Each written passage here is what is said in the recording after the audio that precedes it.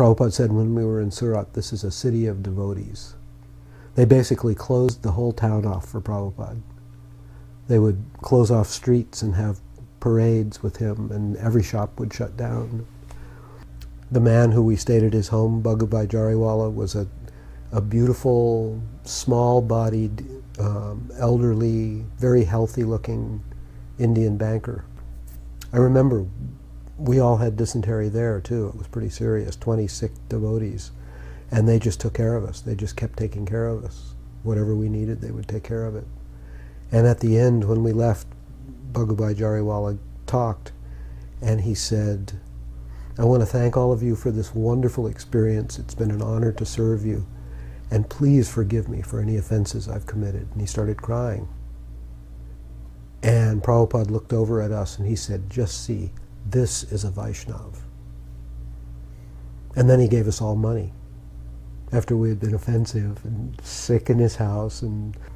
But they never took offense. They never took any, the whole family. They just served and served and served and served and served.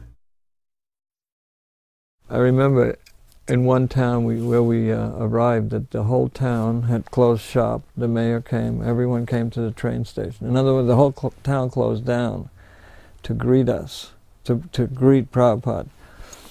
And I don't know who was the mayor, but some dignitary said that even if Indira Gandhi had come to this town, she would not have received the reception that they have organized for Prabhupada.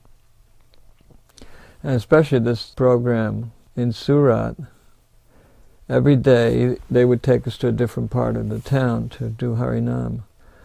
And the devotees were just received like they had just, you know, flown in from a heavenly planet. I mean, it was just overwhelming. I remember at one point I started weeping because I could understand that this is what's meant by Lord Chaitanya's mercy and the flood of the Sankirtan movement. Because just a few years before, we were just on the street, vagrants and hippies and whatever.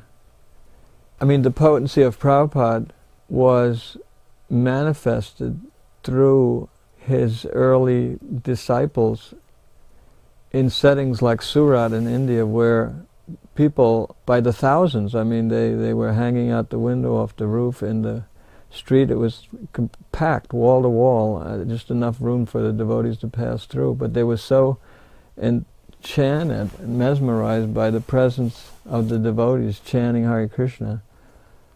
You could understand that this was because of Prabhupada. We were just following behind him like, you know, little ducklings follow the mother.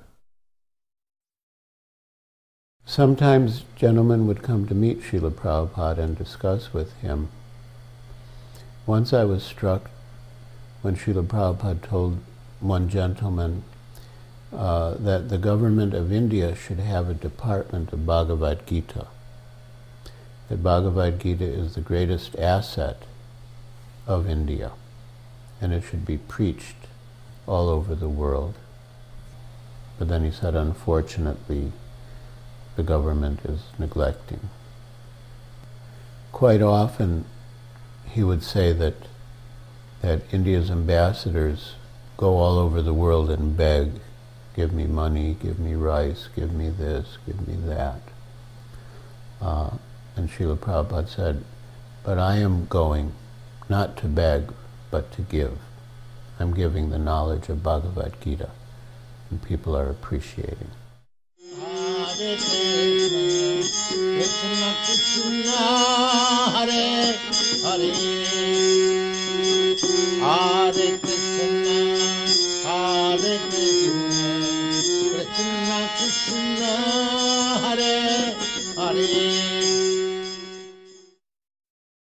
Before we went to India for the first time in San Francisco in 1967, Achyutananda sent us pictures of Srila Prabhupada Nagar Sankirtan in Calcutta. And when we saw Prabhupada chanting in the streets of India, in this one still picture, all of us were just praying for the day that we would join Srila Prabhupada. And he said he would take us to India and show us India on foot. And when we were in San Francisco, we had no idea what that meant, but this is what it meant. Going on pilgrimage to a place is one thing, but until you're